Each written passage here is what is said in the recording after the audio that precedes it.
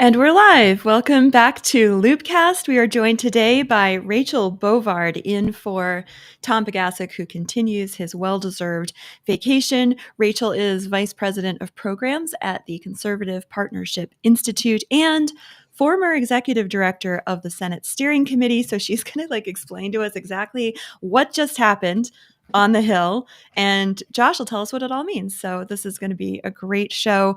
We have the big, beautiful bill. Will Mike Johnson recognize it when that baby lands back in the house, or as it is today? Are we hitting peak Trump? We're going to ask all the questions, Trump's approval ratings, and we're going to finish off the show with Alligator Alcatraz, which, again, what a time to be alive. So if all that sounds great, please like this video right now, subscribe, hit the notification bell, and share it with your friends, please. That would help us out tremendously. But before we get into our sponsor, wishing you a happy July 2nd. Josh, what is the significance of July 2nd? Well, I mean, this is my good news section, of course. Oh, am I blowing your... Okay, I'm sorry about that. Let's just do it now. We'll have more good news. Well, I mean, for historians, July 2nd is the day actually when the Declaration, they voted on it, and they announced it to the American people on July 4th. But to me, July 2nd is a bigger deal because my wife, Lori, and I are celebrating 20 years of matrimony. Today? Congrats. That's my good news. That's right. Congratulations. Oh my gosh. Awesome. 20 years. You got to show the photo. This is in the good news section there. It's in the good news. All right, let's pull up that photo there. Got to get Josh and Lori. That's a really big deal. Oh my God. I mean, come on. Yep. Celine's on it. But what's good about it too is that she's agreed to a multi-year extension, so I'm very happy about that. Fantastic. Excellent. Close the deal. Yep. Gonna extend that bargain. I like it. Okay. When I was married, I did not have a beard, so this is, you can see the photo here. I mean, I lost it up here, so you got to grow it down. It just fell down. That's every all. dad does, right? And that's the old joke, right? All right, Celine's gonna try and get that for the good news section, but we'll have the picture of babyface Josh marrying the love of his life. Congratulations! What a great day. We could call it No King's Day, I think, too. I mean, officially. Come on. Why not? All right, but before we get into all the Senate stuff, word from our sponsor, Charity Mobile. Now more than ever, it's important to buy the way you believe and do business with companies who support what you stand for. That's why you should switch your cell phone service to Charity Mobile, the pro-life cell phone company. They send 5% of your monthly plan price to the pro-life, pro-family charity of your choice at no extra cost to you. Unlike some mobile carriers that resort to gimmicks to retain customers, Charity Mobile doesn't do 3-year price locks because they have never raised their mobile plan prices in 30 years. That's crazy. That's longer than Josh has been married. And all plans start under $50 before taxes and surcharges.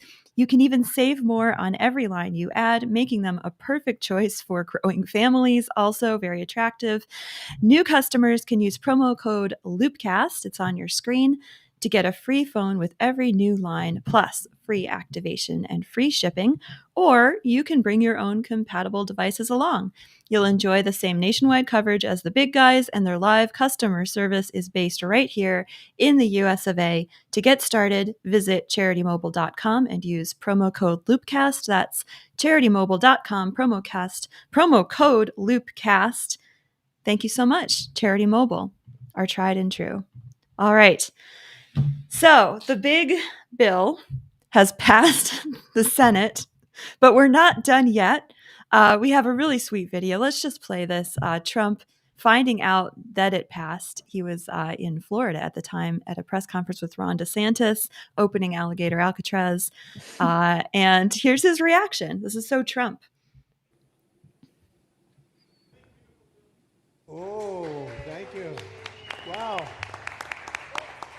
Thank you.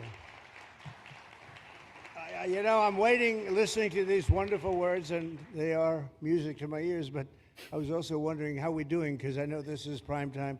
It shows that I care about you because I'm here, and I probably should be there, but we do care. Thank you very much. He's so good at flattering his audience. Happy. So good at flattering. He is. Good job, Trump. All right. So the bill passed. Oh, you can shut it off. The bill passed by a margin of 51-50 in the Senate, with Vice President J.D. Vance casting the tie-breaking vote It now goes to the House of Representatives again, which passed the initial version by 1 vote margin back in May. Vance had to break the tie after 3 Republican senators voted no on the measure. They were Rand Paul of Kentucky, no surprise there, Tom Tillis of North Carolina, who's on his way out, and Susan Collins of Maine.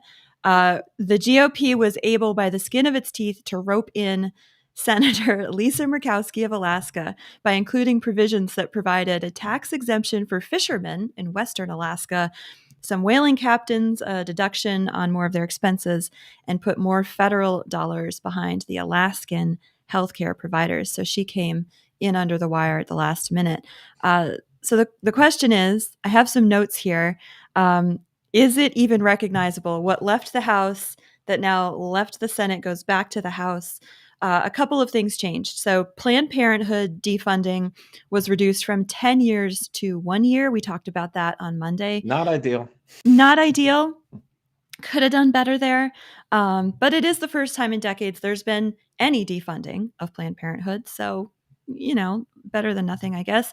Defunding gender mutilation of children was in the base bill, though it was considered birdable. If you remember our bird bath discussion on Monday, the Democrats never offered an amendment to strip it, but Republicans maybe stripped it themselves. I'm going to ask Rachel if she knows what happened there. We had education tax credits. They went out, but now they were back in, but with no religious freedom protections included in them. So that was kind of a strange thing. We also were phasing out subsidies for renewables and EVs. We'll get a little bit of Elon Musk's reaction later on in our conversation. But bottom line, the 2017 tax cuts were made permanent. Thank God, because that would have been a shocker. Mercer? Well, and also just on the child tax credit, like I wanted it 2,500 like the House did, but the House would have had it revert back to 2,000 after 4 years. And so the Senate said, we'll do 2,200 and we'll make it permanent, but it also adjusts for inflation. So I'm on that specific note, I'm actually okay with that. Yeah. So Rachel, where are you landing right now in terms of the state of the bill, the state of the senator's sanity up on the Hill? Well, I think the senators are really struggling because keep in mind the average age of the Senate is 65 and they were up for 24 hours. So I think they're the vote-a-rama. Okay, so what is everyone's talking about the longest vote-a-rama in U.S. history. What is a vote-a-rama and what happened during that time? Yeah, so a feature of both the budget resolution process and then the attendant reconciliation bill process that comes out of that, it's interesting we say they're not subject to the filibuster, which is true. You cannot invoke cloture on them, so they're not subject to 60 votes. But what they are open to is filibuster by amendment, right? There is an unlimited amendment process, and that's what we call the vote-a-rama. And senators could just keep offering amendments to infinity. There's literally no limit. And so, what you saw here, I need to go back and check. It was the longest vote-a-rama. I don't know that they offered the most amendments. There was just so much active negotiations going on during. The votes were held out for a long, long time. Right. And so Russell noses. And when that happens, when you see those votes that go on for a really long time, that's exactly, Josh is right. What's happening is if you watch C-SPAN 2, I don't know if anyone finds this as fascinating as me, but you'll see different scrums of members, these different groups of members huddled in various structures throughout the Senate floor. And that's active negotiation, what's going on right there. Okay. And then they'll pop into the cloakroom, get a beer, have a piece of pizza, come back out. So yeah. And again, when you're talking about the dynamics of it, I have a feeling that you never were going to get Rand Paul because he says it's not going to be good enough for him. I get that, and then. Well, Rand Paul's issue was very specific. He didn't want to raise the debt ceiling, and there's a massive debt ceiling increase in this bill. So as long as that was included, he was going to be a no. Right. Not that you couldn't get to him to a yes, but yes, I understand that. But for example, I think the way it was looking at the senators were looking at it, my guess is that actually Collins was not a hard no. It's just that she was probably thinking, hey, I'm actually going to be running for reelect next year. And she's the one, it's just like, they will study her for decades, how this woman can get elected. Everyone complains, conservatives complain she's a liberal Republican, but you're not going to get someone much better out of Maine from her, honestly. And how she can continually win. The liberals spit nails. They could get so angry at her. So I think basically she's like, I need to be able to vote no on this because I want to run for re-election. So if you can bribe Lisa voting yes, that would make me happy. And so they make these kind of, horse trades behind the scenes, and yeah. Yeah, and I think for Collins in particular, she had concerns about some of the Medicaid issues that people just didn't address. And I do think that is the most demagogued portion of this bill is what is happening to Medicaid. And it's not, you've already seen Democrats go out and say, oh, they're taking Medicaid away from all these people. People are going to die. None of that is true, right? We're making like necessary reforms to the programs. But for Collins, and isn't it true, Rachel, that you just basically would migrate some people from Medicaid into heavily subsidized Obamacare? It's not like you're throwing them onto the curb. Am I right? Well, and you're also instituting very basic work requirements, 20 hours a week for people that don't have kids and are able to work. And some of that, and the 20 hours could be volunteer work, right? It's just community engagement, right? You just have to be out of your house, off your duff. Yeah, right. And there's, that language got watered down in the Senate even further than in the House. These are very basic reforms to the program. And I will say something, on the issue of Medicaid also. A lot of what Republicans are trying to address are reforms that were made under Obamacare, because the basis of Obamacare was giant Medicaid expansion. And the program that exists now, and my feeling is that it is immoral the way the program is set up now. The federal match to states to provide Medicaid coverage for single able-bodied people is $9 for every $1 spent on that population in the states, versus single pregnant women, disabled people, sick kids. They get paid out at $1.33 for a federal match. So you have such distorted the program to the extent, again, I feel it's an immoral program at this point. So fixing this is actually a moral imperative for Republicans. You have incentivized states to expand the program to cover this able-bodied single people population at the expense of the poor, the sick, the disabled, the single mom. Right. And I think that's a super important point for Catholics, because what we're seeing on, reactions from the Catholic left media today is, oh my gosh, this is an immoral bill. Like Father James Martin has been tweeting out Matthew 25 ad nauseum for the last 24 hours. And like, you're taking healthcare away from the poor. You're taking food away from the poor. And when you really dig into it, the question is, were these programs that were in place actually doing what they were purported to be doing? And I think for Medicaid, absolutely, the answer is no. It's a terrible program. The other one that people are tearing their hair out about is SNAP, right? So the food eligibility, but yeah. So that what the bill does, they're like, okay, they're cutting out food. They're taking food away. Oh my gosh, the food banks are going to be overwhelmed. Well, they're already overwhelmed, the food banks. You know why? Because SNAP is one of the most fraud-ridden programs in the country. I was talking to a woman on my flight to Kentucky a couple of weeks ago who works in SNAP. And she's like, you would not believe since COVID how many of our resources go to paying out fraudulent claims. So what this bill does is it requires some states for the first time to cover a share of the cost of SNAP benefits, which are currently completely funded by the federal government, if they have a payment error rate of 6% or above 6%. So what it's trying to do is incentivize states to police these payouts that we're giving to people who are invoking fraud on the system and literally taking food through SNAP out of the mouths of the poor. So if you're out there and you're hearing people saying, oh my gosh, we're taking away food from poor people, I'm like, no, that's already happening. And these states, and if you look at the list of the states there, it's all deep blue states that are just not overseeing this program. So again, if you're a Catholic and you're hearing from family members or you're hearing from coworkers that this bill is on the backs of the poor, look into what it's actually trying to do. Will it be successful? I don't know. What do you think? Is this actually going to work? Do we see reform on the horizon? What do you think, Rachel? You're actually hitting on, I think, in the debate in the House, you're going to see conservatives come out and say what the Senate has done is water down this bill, because they view this bill, right, in the trifecta that Republicans have in, the White House, the Senate, the House, as an opportunity, a generational opportunity to actually address some of these issues with this program. Absolutely. Right? There's right. 2 tracks with this bill, right? The first is to implement Trump's agenda on the tax side, on the border funding, but then they see this as an opportunity to really get their arms around what you're talking about with the waste, fraud, and abuse, and what I'm talking about, which I think is the frankly immoral construct of Medicaid. Thank you, Barack Obama. Fix these issues, and this is a once in a lifetime opportunity to do it.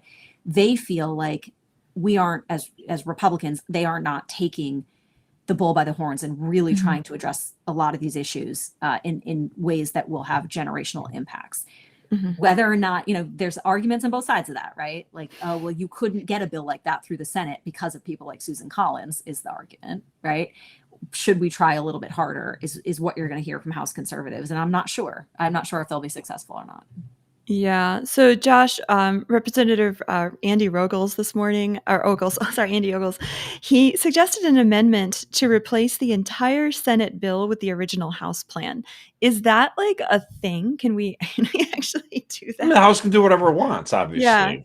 Yeah. But then it would have to go back to the Senate, and the Senate could just say, "Go pound sand." I don't think that's going to happen. I mean, it sounds like what that congressman is trying to do is express deep frustration at the Senate.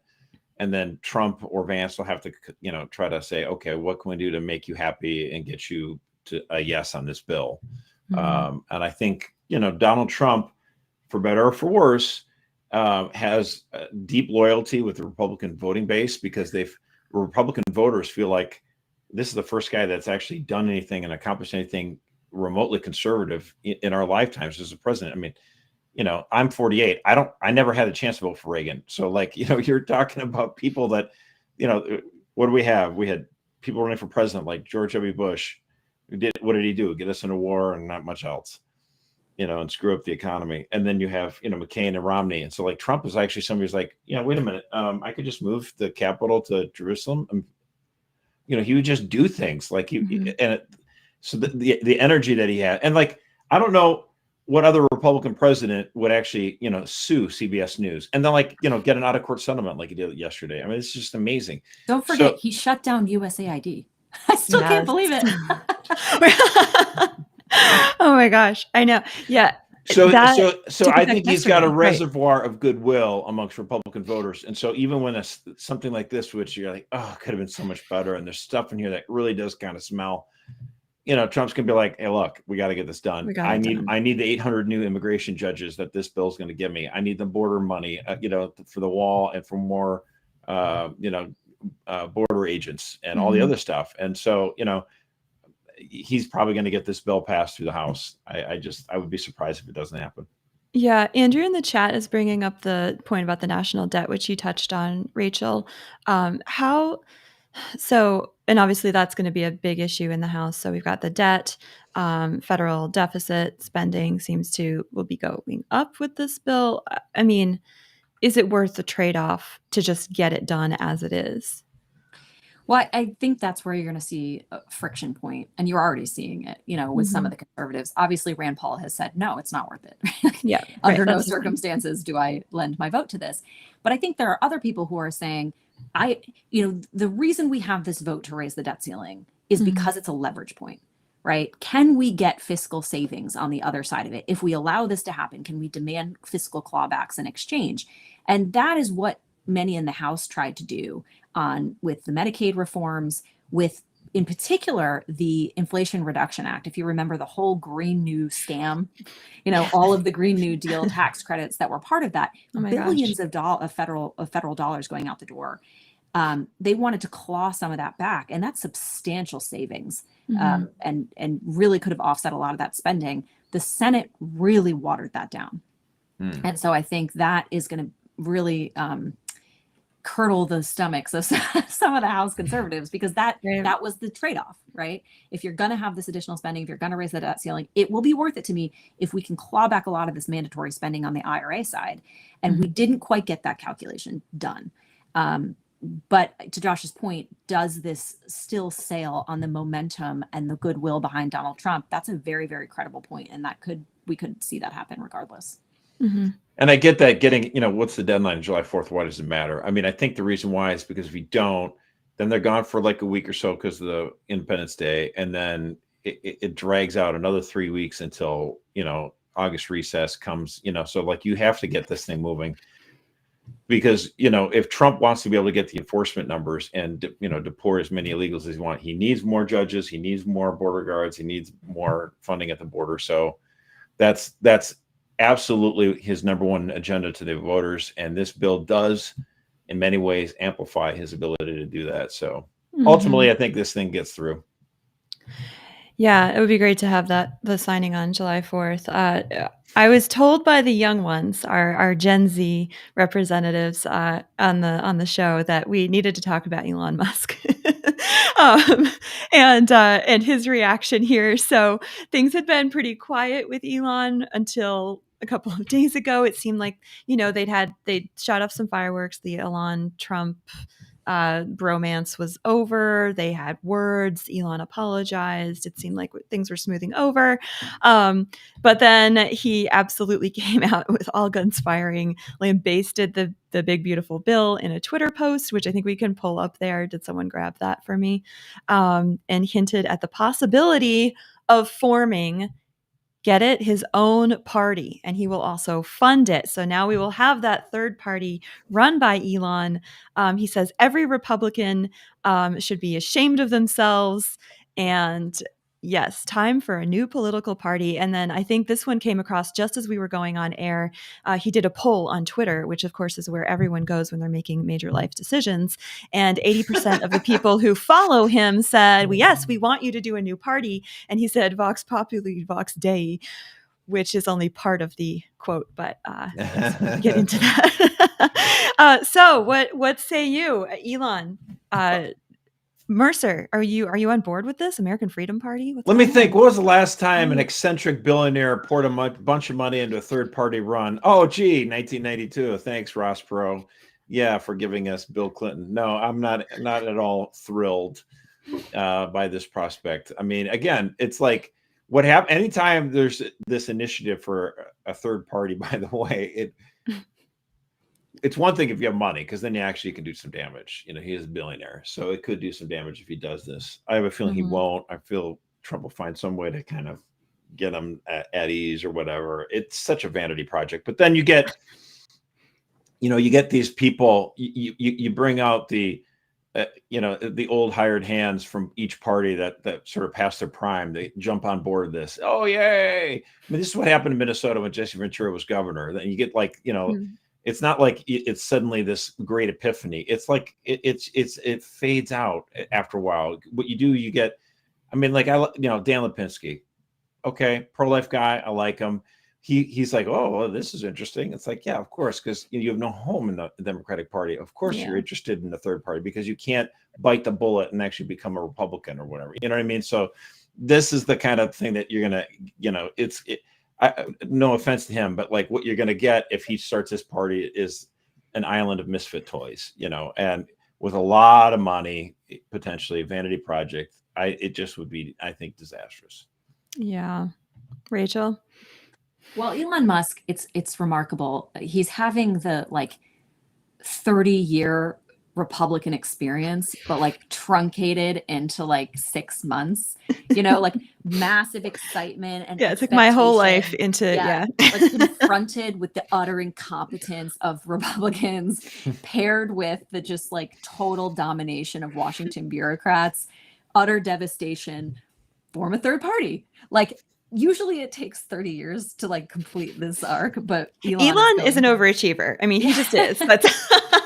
It's just his arc in life in every facet of his personality. And but I completely third parties are the tried and true, right? They are tried and then they fail, and they usually harm us irreparably in some future election. So I think Elon is still going to be a political player? I do, but I think at some point his you're already seeing the brand of his businesses suffer, and at some point I think his boards are going to be dude, come on now, pull it back. Let's focus. Yeah. Well, I mean, and so far it's just an empty threat. We'll see what comes of it. Yeah, he tweets a lot of things. Yeah. He carries chainsaws out on stage. He gave an interview a couple days ago, and the interviewer actually asked him, they're like, are you regretting bringing the chainsaw out on stage, and he totally blamed Javier, the president of Argentina. yeah. He's like, I was just off stage and he handed me a chainsaw and I ran with it. And yeah, I shouldn't have. It was so funny. Anyway, Elon Musk and Trump's suggesting that maybe we need to doge Elon. So we'll have to. Didn't he suggest deporting him? He did. That- Well, I a had a- reporter asked, and he was like, "Well, I will have to look at that. I have to look at that." A reporter called me this morning, like breathless, like, "Did you see? Do you have a comment on this?" I'm like, "How many years has Trump been in the public eye, and you guys are still like thinking this is literal?" Yeah, there he is. Here, we can play it. Go ahead. That he's losing his EV mandate, and he's very upset about things, but you know, he could lose a lot more than that. I can tell you right now. Hey, Elon can lose a lot more than that. I don't know. I think we'll have to take a look. We might have to put Doge on Elon. You know what Doge is? Doge is You know the what Doge monster is? that might have to go back and eat Elon. Wouldn't that be terrible? Here's the thing, too. The media, they love to ask these questions like, would you rule out X? And Donald Trump will never rule out anything. You know what I'm saying? So like the media goes, oh my gosh. Because they like to put everyone in their boxes. And Trump's like, no, screw you. I hate your questions, you know? And he does. And again, he does these kind of things where he is the original, you know, internet S poster, if you know what I'm saying. He's the funniest president we've ever had. He is very funny. I love listening to his speech patterns. I could just objectively listen to those all day. So, you know, moving on into our peak Trump segment here, it just seems like we are watching him at this is peak Trump. This is his prime. History making is one way that some of the CNN is covering this. Can we try and get that clip up here of CNN? Let's see if it works. It was giving us trouble earlier. Yeah, Harry Enten is on a truth bomb quest. Presidents who were Republicans. Yeah, it's history making. It's history making. What are we talking about here? So why don't we look back? We have all the presidents, Republican presidents, going back over the last 35, 36, 37 years. What are we talking about? GOP, who strongly approved 5 months in. Look at this. George H.W. Bush, Bush 41, 46%. Bush 43, 59. You see Trump, the first term, 53. But look at this, 63%. He beats all the other Republicans on the board here. And I was looking even back since Reagan. And get this, Donald Trump beats Ronald Reagan when it comes to the strongly approved 5 months. And of course, Reagan was coming off that high after that assassination attempt. So the bottom line is Donald Trump is making history with the Republican base. He is more beloved by this Republican base than any Republican base loved any GOP president 5 months in. It is history. Now, actually, I don't think that those numbers are too super helpful, because he should have compared Bush as well in 2005, because this is effectively the 5th month of Trump's second term. Granted, it's not consecutive. So, I mean, was it better? Was it worse? You know, who knows? I don't know. But I'll let that go. Yeah. And then I was looking at the Real Clear Politics polling as well for like overall across the board, all Americans. They have it as approval ratings for Donald Trump, 46.4%, disapproval, just over 50%. Looking at, you know, pretty narrow margin there, a spread of 3.9 points. These are the most recent numbers. So it seems that in spite of the mainstream media and the left's very negative coverage about, you know, and the No Kings rally, which was very effective because we in fact have no king today, the overall push seems to be, as you were saying, Josh, in approval of Trump's performance so far, and just looking across the board at his wins, things that he has gotten done. In domestic, the inflation rate has declined since he took office. Gas prices are the lowest they've been in 4 years. The unemployment rate has been stable at 4%, which is just where you want it to be. Last week, S&P 500 hit a record high. All of these things we were told would be impossible under the tariff regime when Liberation Day hit there, that this would never happen. We would be sunk by now. Foreign policy, we've got the NATO nations on board and calling him daddy and committing to 5%.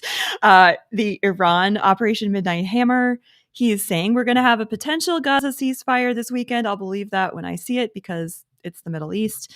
The SCOTUS wins last week. I mean, this seems like a massively successful presidency. Rachel, what's the buzz on the Hill in terms of these wins? Well, I think, it's remarkable because what he is doing is not just accomplishing all these things, he is changing the expectation, I think, that Republican voters have for every Republican president going forward. I clearly offended Josh. He's Josh just left. He's like, forget it, Erica. Clear right-wing extremist on the... All right. So he's changing the expectations. Yeah, no, because I think, for so long, at least in my lifetime, Republican presidents have, won on these talking points, then they get to Washington and it's like, oh, they give a lot of speeches, but like nothing really changes. And it's like head patting a lot of things. But at the end of the day, the structure underneath them has remained this like left liberal entity that pretty much undermined everything they wanted to do. Donald Trump has come in and completely just with kinetic energy reformed the town. And I do think going forward now, the Republican base expects Republican presidents on day one to come in with 100 executive orders. They expect a Republican president to dismantle the federal bureaucracy or structurally change it in some very foundational way, which is what he did with DOJ. They expect the, hand-to-hand combat that the Trump administration has been doing on Capitol Hill to get its priorities through the Congress. And they expect, this larger than life personality that is just doing basic things like enforcing the nation's immigration laws, because that's another key issue where for 30 years, the Republican base has been voting for massive immigration enforcement, massive change to how this structure has been run. And every other Republican president has been either too scared or undermined by Congress, right? They just haven't done anything. Trump, for the first time, is walking in and saying, no, we're enforcing the laws. And on top of that, we're doing things like Alligator Alcatraz. We're talking about, deportations at a level henceforth unseen. And I do think, the predicate for that was the Biden administration providing a literal invasion of the country. I don't think you get to the support for what Trump is doing without Biden doing that first. But anyway, but my larger point is that he has foundationally changed, I think, the relationship that the base has with their presidents. They now expect this level of responsiveness, which it has been the most responsive president in my life and the most effective. Now, in Trump 1, he was undermined in a lot of ways. I think he learned a lot of lessons from that, and that's made him very effective in Trump 2. But, going forward, you cannot have another George W. Bush, right? That's just like giving lip service to things we care about, but not really kind of doing anything. That's over. That era is over. Right. And to me, that's like the most foundational win of all. And it's why it's sort of like the bottom line reason why I voted for Trump this time around, because it's like, we need someone who will actually get stuff done. I know you have to leave in just a few minutes, and apparently you'll be leaving me all by myself to just pontificate on whatever I want to say. But I did want to ask you, about your thoughts on the foreign policy angle of the Trump administration. When Operation Midnight Hammer dropped and everyone went crazy and said, oh my gosh, we're in World War III. What was your reaction that day? And where do you think we are now as a result of Trump's diplomacy? Yeah, it's interesting. I have an essay on this actually that went up in the Federalist. Yeah, we'll put that in the chat because everyone should read it. Yeah, and because I was very distraught, if I can describe my honest reaction when I saw these strikes, I was almost sick to my stomach. Yeah, because you're a mom. I have sons. Right. Yeah, Me too. And also like, my entire adult life has been distorted by the politics of the Iraq War, the country's failure to reckon with this. 100%. I lost classmates of mine that died in the desert for, in my opinion, nothing, right? The devastation of these Middle East conflicts has really defined the politics of my entire life. And Trump ran on never doing that again. And I trusted him and I believed him. And so to watch this, I was terrified, not necessarily because I didn't trust Trump, but because, and I talk about this in that article, the entire town is wired for war. If they get a toehold in, the drums start beating, the intel agencies start pushing members of Congress to demand regime change, and they provide intelligence that we haven't quite got done, so we have to go back in. The inertia in this town is so focused on war that I was genuinely concerned that that was the direction that we were going to go in, because they try to make everything seem inevitable. They try to make the conclusion of any action, any kinetic action, even if they say, oh, just one and done, it becomes, no, we're not, right. We haven't finished it yet. We have to go in. And suddenly, there's a retaliatory strike and one American soldier dies. 24 hours later, we have boots on the ground and we're there for the next 20 years. I was genuinely very worried. I am delighted at this moment to have been proven wrong. And that is that is maybe the biggest accomplishment I've seen Trump do from my perspective, is to stare down the entire infrastructure of Washington, D.C. that is no doubt pushing him to go in there, take Iran down, regime change, rebuild the country, all these things, because they haven't learned the lessons of Iraq. They haven't. The people that planned Iraq got promoted and are still on the speaking circuit. So, if Trump can really do this, this one and done, he is setting up an entire new foreign policy paradigm for the Republican Party, which is, we are strong and we are muscular and we will act when warranted, but we do not engage in this, regime change seeking or moral imperative for changing countries around the world. We come home and we protect our people in addition to making the world safer. That is something I have never seen before. And if Trump, God willing, can maintain this, I think that is a massive, massive accomplishment. Yeah. Amen. Nobel Peace Prize levels. Like, remember when Obama got the Nobel Peace Prize? For not doing anything yet, or he never did. Yeah. We got Benghazi and stuff like that. Yeah, it was fun. Yeah, I think I had much the same reaction the day of and the day after. And every day I go and check, and it's like, oh, the ceasefire still going. So everyone should go check out Rachel's article. Rosie dropped it in the chat there, and we'll make sure that we put that in the show notes as well. Really great. I know you have to go teach people how to be senators or something. So 8 years of teaching Senate procedure. Ask me anything. Oh my gosh, it's great. Well, as always, it was just delightful to have you. And yes, thank you for all the work that you do there in the swamp. My pleasure. Thanks for having me, guys. All right. Bye, Rachel. We'll chat again soon. Yes, very much. All right. So it's just us, guys. It's me. Josh is apparently, his internet got heat stroke. And so you're stuck with me. I think Rosie might be joining me if her internet didn't get heat stroke. So you'll get, and that is her. That is Rosie herself. Welcome to LOOPcast, Rosie. Thank you. It's a pleasure to be here. Yes, and I honor your humility in being willing to get on camera in front of hundreds of people with no warning at all. That is a strong woman right there. I did improv in high school.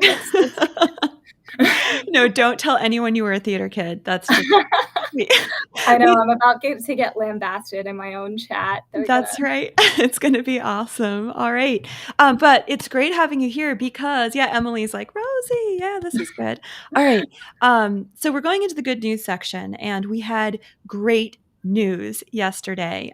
So UPenn, that's right, UPenn of William Thomas, aka Leah Thomas fame, they caved absolutely to sanity. They have agreed to apologize for allowing male, quote unquote, Leah Thomas to compete on the women's swimming team. They will now vacate all of Thomas's records and restore them to the women who rightfully earned them. They have agreed to Linda McMahon, the Secretary of Education's demands that they post on all of their female sports teams' websites. They post all over their sports websites that they are committed to preserving women's spaces, women's locker rooms, women's bathrooms at their campus. This was a massive win, and I have to admit, I got a little emotional watching the announcement yesterday. There's a big rally. I believe it was in the White House in one of the big ballrooms, and Linda McMahon came out. There were female athletes from all over the country, including Riley Gaines, and I just want to take this opportunity to do a great shout out to Riley Gaines because she swam against this guy, and if she had not said, something is wrong here, this is an injustice two women athletes, and honestly, taken a lot of flack.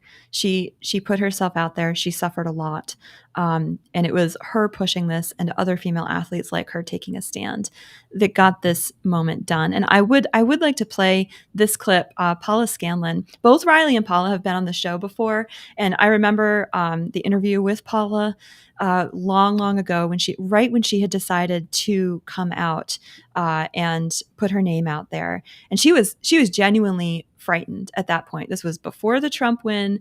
This was back in the Biden era, but she said, I know that this is going to, probably make it harder for me to get a job someday. It could ruin my life, but this is a matter of truth. And here she is. We could play this video reacting to the news that UPenn would be restoring women's titles. The first thing I have to say about this, how many years of progress this is just fixing. There's so many women I'm looking at in this room that have fought so hard for so many years on this issue, and I'm grateful to be alongside many of you today. But more than anything, I'm grateful for this administration for taking this so seriously. I have quite literally gotten exactly what I voted for, and so I can't start before I address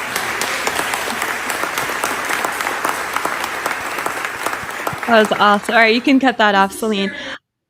She gets very emotional. It was a beautiful thing, right, Josh? My good news. That's what I voted for too. That's what you came back to comment on, right? Absolutely. I'm so glad you're back. Anyway, can we pull up Josh's good news, Celine? We got this now. Yes. Hey, there we go. You guys are so cute. Oh my gosh, 20 years today. And did you get married on July 2nd on purpose? Can I just ask, because of the significance for our great nation? What happened is it was a Saturday, it was available, and it's July 4th weekend. I thought family and friends from all over, from Minnesota to all the way to DC, would have a great chance to make it there. So I thought, why not? It was a beautiful day. Beautiful day. It's also the midpoint of the year, by the way. There's as many days before it as there are after it. Well, and Brian gave me a heart attack in our private Slack channels today, which I'm not supposed to say, but he just dropped a comment that we are now closer to 2050 than we are to 2000. And my life kind of flashed before my eyes. I was like, I need to repent and believe in the gospel because time's ticking, Erica. It's like one of those things that kick around the internet every once in a while where you're like, if they did the Wonder Years today, it would be about 1992. And you're like, what? Or something like that. Yeah. Crazy stuff. Like, who reminisces about 1992? I don't know. Right. Oh my goodness. All right. So moving into our C block, we're going to do some patriotism stuff. But before we get into that, there was a massive controversy on our social media yesterday. I believe Celine, who is our social media, she posted this reel. Is there sound to this? I don't know. No, it's not. It's just okay. It's just sad world's music. Smallest violin. Yeah. Okay. So for those on the audio, we have a man weeping vociferously. Do you weep vociferously? And it says, Catholics when they realize they can't enjoy their hamburgers and hot dogs on the 4th of July this year. And the guy's crying because the 4th of July is a Friday. And our very devout Maronite Celine doesn't eat on Fridays. I'm calling you out. And so we got some blowback here. Mercer, do you have thoughts about? Oh, I do have thoughts. I mean, like the thing is, the traditional code of canon law, the way Catholics operated on this was that you would abstain from meat every Friday of the year, not just Lent, all throughout the year. And it used to be the only exception for this was the nativity of our Lord. If that December 25th landed on a Friday, yes, you could eat meat on that day. No penance that day. In fact, that's what I talked about in the LOOPcast a few weeks ago when Francis, the other brothers asked him, Francis, look, we can't eat meat on a Friday. And he's like, it's the nativity, guys. And if the walls could eat meat, they would eat meat. And he took meat and he rubbed it up against the walls. I mean, that's a guy. I like this guy. That is a Franciscan gesture for sure. And so I started talking about this with my kids. I said, we want to be more traditional, right? We think of the things more traditionally, and they're like, yeah. And like this idea of only, observing a fast 1 hour before the consecration, that's kind of lame. We should go at least to 3 hours before, if not, maybe going back from midnight was not good enough. We need to be more traditional. Yeah. I say, the old school way was, as I said with the Franciscans, you would not eat meat any Friday of the year, not even solemnities, unless it was the nativity of our Lord. And they're like, oh yeah, that's tough. And I go, so on Independence Day is on this Friday, so we should not have hot dogs and hamburgers because it's Friday. And they all went, Their zeal was tempered. So they suddenly saw the wisdom in the Latin rite as we have it to observe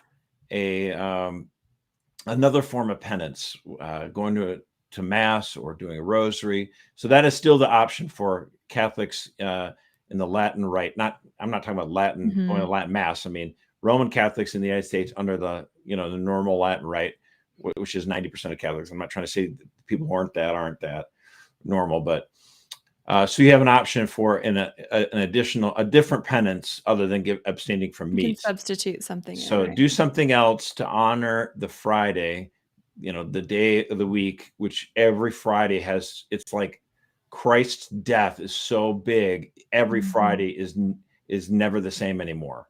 Right. And so we recognize it, just like when he rose from the dead on Sunday, every Sunday is different after that point.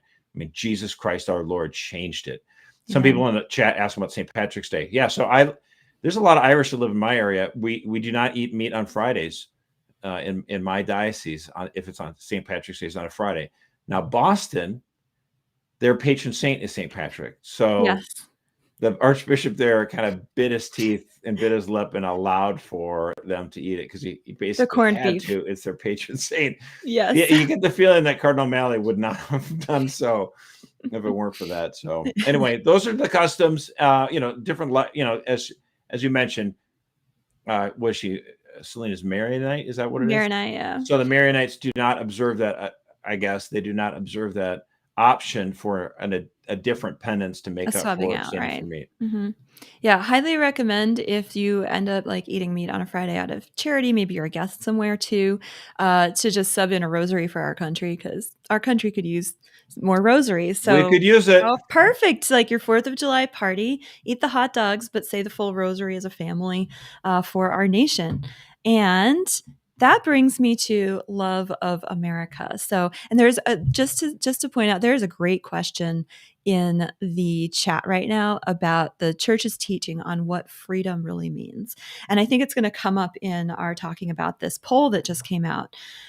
So this was a Gallup poll. If we could pull up the visual there. And just to understand, one of the great values of what the Gallup poll does is they'll ask questions, the same question pretty much year after year after year after year. And so you can watch how that same question changes opinions over time. Yeah, very much so. So this poll showed us that only 58% of U.S. adults report feeling extremely, 41%, or very, 17%, proud to be American. That's down. You can see on the graph, those of you who are in the YouTube, and I would recommend everyone head over to YouTube and check this out, down 9 points from 2024 and 5 points below the previous record low, which was 2020, when no one was very happy to be anything. But the proportion describing themselves as extremely proud remains statistically similar to recent lows, but the very proud category fell sharply, causing that overall drop that we saw. So yeah, I mean, the pride in being American peaked predictably in the post 9/11 era. You'll see those numbers were way up between 87% and 90%. And it's been kind of a gradual decline until this sharp drop off more recently. So Josh, you brought this up. Thoughts on causes and where do we go from here? Well, first of all, I mean, I used to have, like all these people on Twitter, like, because of Ukraine, they put the Ukraine flag in their username on Twitter or whatever to show how much they support Ukraine. I mean, look, to me, I always felt awkward. Like I'm not going to put the flag of another country in my biography, like my little avatar thing. But I did put the American flag up there, as sort of like a counter, like this is the flag I actually care about. I did take it down, by the way, about 3 or 4 years ago. And the reason I took it down is because our lawmakers passed the so-called Marriage Act, which allowed for gay marriage to be concretized in law. I'm like, I'm just going to go ahead and take that flag down for a little while. But I remain very patriotic of my country. I mean, I'm 11th generation American. My family has fought in the Revolutionary War, World War II, Vietnam. That's not the only. I mean, that's not the only way to show patriotism. But the fact that you'd be willing to die for your country, to me, seems like a pretty high up on the marker there. I do feel like we've seen a high water mark, like a high wave, tidal wave of left-wing progressivism unchecked because they had Biden in power for 4 years and the media, and they were going in for the kill. They try to drown us in the rainbow jihad. They try to do all these other progressivist pushes, curtailing speech, using enlisting the FBI to crack down on the free speech of Americans, on social media. And so I really feel like this was their attempt, like really to make that death knell again, to make that kill shot against traditional minded Americans. And it didn't work. We rescued back, we rallied back. I mean, they tried to murder Donald Trump. I mean, right. But he came back, and Americans came back, and we won. And and it's like, for all his faults, Donald Trump, I mean, he hugged the American flag. I mean, you get it. Like, this guy actually loves the country. One friend was like, well, that's not appropriate flag etiquette. Traditionally, maybe it's not. But when it's a step up from Joe Biden, right? But when you're looking at what's going on in the country right now, like I'm happy to have someone, I'm done with the Colin Kaepernicks of the day, like kneeling. I want to stand for the flag. I mean, like, give me a break. There are so many people who have sacrificed so much, and I think we have a selfish culture that only thinks about themselves, and they don't think about their posterity because they often don't even have kids, or they have only one kid or whatever. We need to think a little bit less about ourselves and more about the future that we're leaving for children and grandchildren. And so I look at it, and like Trump is the embodiment of I think a lot of good people pushing back against this left wing coming at us, trying to smother us. And he's the one brash enough to push back and say, no, we're sick of this crap. And you look at the numbers there. Yep. And they start nosediving when Trump gets in there. And because for left-wing Americans, like, they're so embarrassed by our country. Oh my gosh. How could you, why don't you feel the same guilt and self-loathing of our country as we do? Like, right. Because it's not because we're not Haiti. We're not an asshole. I'm sorry. Haiti, you can't call Haiti crap. Haiti's wonderful. And then Trump says, okay, well, then we'll send them back. No, you can't do that. You can't send them to Haiti. They're refugees. Yeah. Oh, I know. Right. Yeah. Well, and I think too, like looking at the graph there, the Democrats' pride that, sorry about that, Celine. Thank you. The Democrats' pride in our country, you see 2015. So Trump gets elected 2016, nosedive. Just go right back to the beginning of this thing, like in 2001. And even before 9/11, it's pretty much universal. Like everyone's proud to be American. The differences between independents, Democrats, Republicans is largely, the same. And there's been some slide amongst independents. There's no question, some erosion, because some independents are really lefties. You know what I mean? Just like some independents are conservatives. They just have grumps against their parties for whatever reason. But the Republicans have stayed that way, and Democrats have just collapsed. Yeah, it's really disturbing. They also had a statistic dividing it by age. And it says that among Gen Z, so anyone born after 1996, only about 41% report high pride in being American. That's well below, to contrast, the millennials, and I'm like a geriatric millennial. So our high pride is at 58%, so above more than barely above half. water. Right? I know, we're treading water here, geriatric. Gen X, which I believe you are a baby, young, youthful Gen X, 71% still for you all. And the boomers about, comparable 75%, silent generation at 83%, of course. Well, silent generation having the most obvious remembrance of the sacrifices of the World War II generation. Right. Silent generation was not old enough to fight in that war, but they knew about it because they were very young, and they fought in Korea, obviously. But again, look, I get, the trends that we have. Someone commented the politics. I do think the politics, can exasperate this at times, but it used to be that, both, again, there was an understanding, both parties, that you wouldn't go for the kill because you realize 2 years from now, 4 years from now, the other party's going to be in power and they can use that same thing against you. So that acted as a form of restraint. But then the left was like, no, you can't show mercy. These people are white supremacists. They're evil. You need to kill them. Right. And I think it started with Obama, the politics of, if you can do it no matter what. Scorched earth. Right. Scorched earth. Never worry about the long-term consequences. Now, Mitch McConnell, a lot of conservatives don't like him, but he did warn the left. He was like, you may come to regret this, and it may be sooner than you think. But the Democrats, they just couldn't help themselves. So they're like, go for the kill shot. And so they keep amping up their politics so much, no mercy, let them smashing rot. Norms. Smash all norms, destroy it, doesn't matter. Right. And, we're paying for that consequences. Again, the right has said, we don't think this is a good idea to smash these norms. We think it makes sense. Don't go for the kill shot. Don't just do it just because you can, because you may come to regret it. And then they do it anyway. And then 3, 4, or 5 years later, when we get the power, we return in kind, because it's like, once you've enabled something, it's like, we're not going to fight asymmetrical warfare. We have to have an agreement. Like, if these are the new rules because you smashed the old ones, well, then we're not going to, we're going to use these tools against you, because the only way for the left to understand you can't do this is for them to suffer from their own morals, suffer from their own smashing of the rules. You need to make them pay. And, again, social media, I think, exasperates that. Twitter, Facebook, Instagram, everything, it's curated to provide only the information that you like and to show the other side is weird and goofy. So you get some of that exasperations. But honestly, even then, yes, actually, I'm going to kind of put a little bit to my side on this one.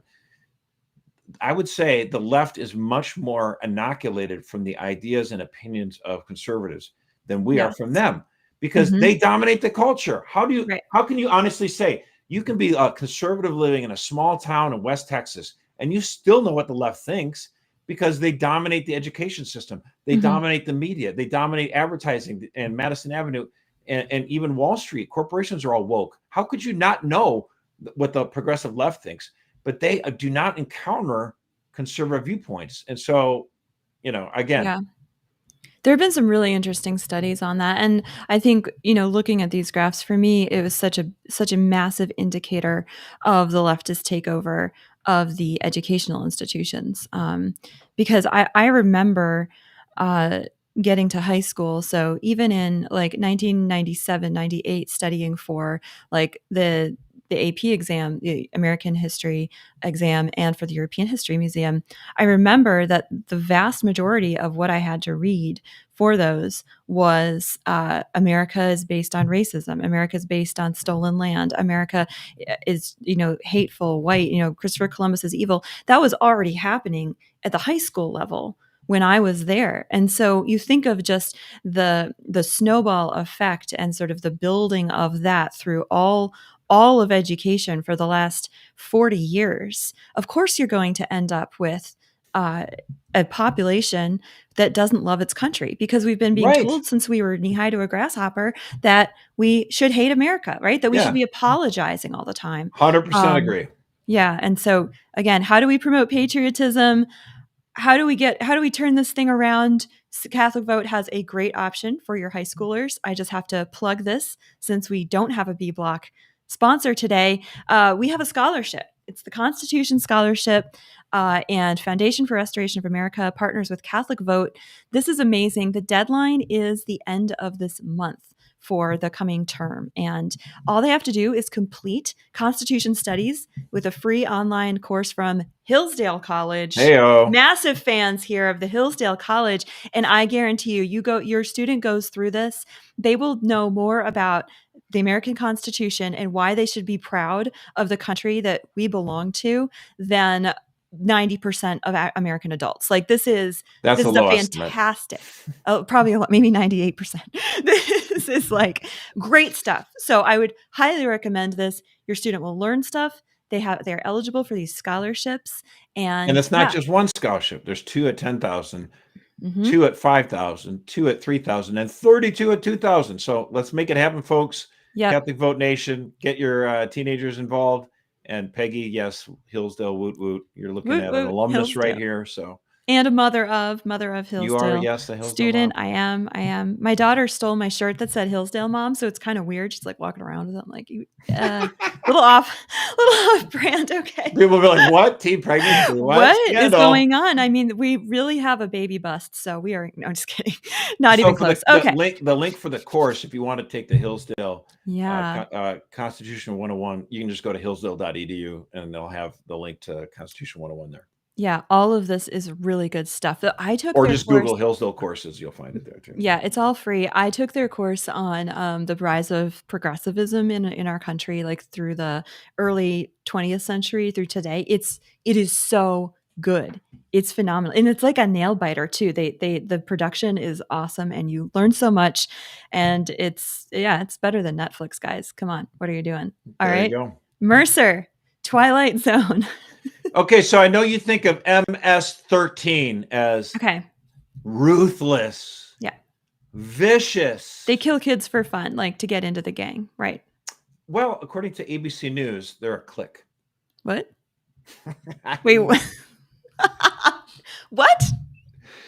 ABC News tweeted out the clique? leader of an MS-13 clique in the suburbs of New York City faces sentencing Wednesday in a federal racketeering case involving 8 murders, including the 2016 killings of 2 high school girls that focused the nation's attention on this violent gang. What is this, like Mean Girls or something? Yeah, What? They're just a clique, you know. They're just a clique. Who is this reporter? It's just a clique that happens to murder high school missed girls, this. you know, whatever. Unbelievable.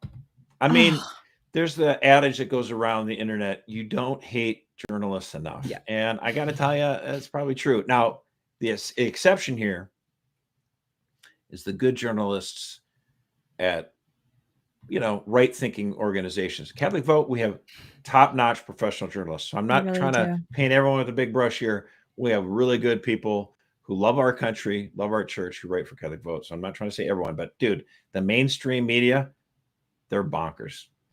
Oh my God. A clique? A clique. MS-13, a clique. Like fed it into ChatGPT and was like, what's another word for murderous gang? Yeah, I got to come some. Unbelievable. Oh my gosh. Yeah. Okay. So skip ABC. Make sure you're subscribed to The Loop because that's where you'll get great journalism. Hey, we have an amazing series in The Loop, right? Just the last 2 days of original interviews with Christians in the Holy Land. Our colleague Stephen Harriet did these interviews with people who are living there, whose homes are being destroyed. And it gives just, I mean, it's gut wrenching. But if you're wondering, like, how can I get original boots on the ground reporting? He's been doing that for us there. I mean, just stunning stuff. So definitely check out The Loop. So go to catholicvote.org. And also I have more advertising for Catholic Vote today. Here we go. All right. So everyone in the chat, I did a debate/conversation with an atheist last week, and it was 2 hours long. I learned a lot. And it was very eye-opening for me. It was a crazy experience. I would love to hear what you think about it. So that's coming out tomorrow on The Deep with Eric Ahern. That's me. But it's going to be right here on the Loopcast channel in the Deep playlist. Yeah. Oh, thanks, Simon. Who picked that thumbnail for my face? That's awesome. That's about how I felt after 2 hours. So yes, for those of you who are on audio and didn't see that, Praise God. Okay, so my it's Twilight. really hard not to get a wonderful, beautiful picture of you, Erica. So But I'm they almost did it. impressed that they're able to find something. That's awesome, guys. Hopefully it gets lots of attention and clicks. But I want to Simon's hear what gonna feel everyone terrible thinks now. about that. Yeah, Simon's my bud. Okay. So that was my first Twilight Zone. Second, Alligator Alcatraz. I've mentioned it a few times during the show. But this was crazy. And I've been talking around like the homeschool moms and dads to try to just get like a read of the reactions to this, and it's massively mixed. But here we go. So yesterday, President Trump flew to the Everglades, Florida. He was joined by Ron DeSantis, Kristi Noem, and of course, like Benny Johnson and all those guys. But they toured Alligator Alcatraz, which is, yes, that's the actual name they are calling it. This post was interesting because people were like, oh my gosh, Alligator Auschwitz, which is super offensive to anyone who suffered at Auschwitz to call it that. This was interesting. So on the left-hand side, for those of you on audio, you see the cages that Obama built for illegals, and there are no beds. It's like just cages on a cold, hard floor with tinfoil blankets wrapped, and it's just piles of stuff, right? So that's what we have been Republicans using. still got blamed for that, by the way. Yeah, and they blamed Donald Trump for it, of course. Yeah. But then on the right-hand side, we see the conditions at Alligator Alcatraz. These are air-conditioned units. There are 4 bunk beds to a enclosure, which, yes, it is a chicken wire cage. But this is going to house illegal immigrants who have been detained by local law enforcement who are helping ICE in Florida. It's reserved for criminals who have a criminal record, but somehow they were let back out onto the street. The Biden administration said, come back for your hearing in 3 years. And, you know, we trust you. You'll just show up for your immigration The hearing. honor system. Yeah, the honor system. Ron DeSantis is like, no, we're going to incarcerate you until your hearing. At this facility, this was kind of crazy. They're going to have on-site judges. So they are deputizing members of the National Guard from Florida to be on-site immigration judges. So instead of your court date, once you arrive there being like 3 years hence, it's going to be days. You'll be able to be processed. You'll get due process within days, and then hopefully deported quickly back to your country of origin. So Alligator Alcatraz, why is it called this? Because on all sides, it is surrounded by at least 50 miles of the Everglades, which is infested not only with Nile crocodiles, which some genius imported from Egypt, and now they're eating all the American alligators. Also American alligators. Oh, yes. No, there's giant Nile crocodiles there. I'm completely freaked out by the Everglades. But also Burmese pythons are roaming them because also geniuses were like, let's bring Burmese pythons over and dump them in the Everglades. There are actually like python hunts every year, and you can get a bounty on how many you kill. There's hundreds of thousands of pythons and black bears and a dwindling number of Florida panthers. So Trump's whole thing is, look, this is the cheapest way to have security. Yep, there's a picture of it. There's the four facilities. They're going to have medical care. They're going to have food and water, and they will be processed quickly. And you'll see also there's an airstrip, yes, for flights out. It seems very efficient to me, but Alligator Alcatraz is a thing. Wow. Here we are. It has arrived. I don't know. Seems very efficient to me. I mean, and I, you know, I guess people are like, what's the problem with it?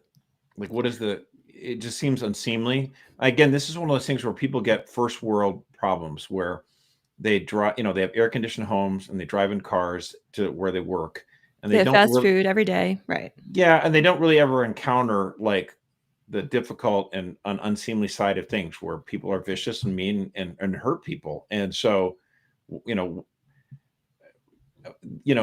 don't have the ability to put up a jail super fast. So they put up this detention facility. It doesn't have like bars, like a normal jail does. They just have the fence, but they thought, right, well, let's put it around, in the Everglades so that they're not going to want to escape because, they'll lose their life. It seems like common sense. This is just so unseemly. Like, really? Well, I mean, I don't get it. Like, what is the problem? What's actually unseemly is the state that things have been in since the Democrats just opened wide the borders, and we've had just this massive influx. The other thing there too is like, yeah, they're kind of touting it.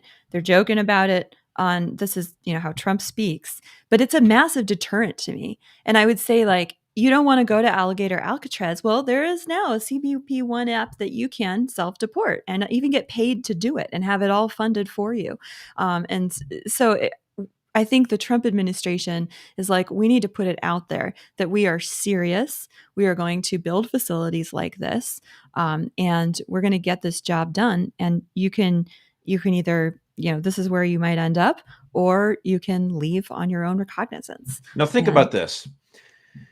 When we're talking about immigration, again, Trump has been so successful that it almost, fails to be even a news story.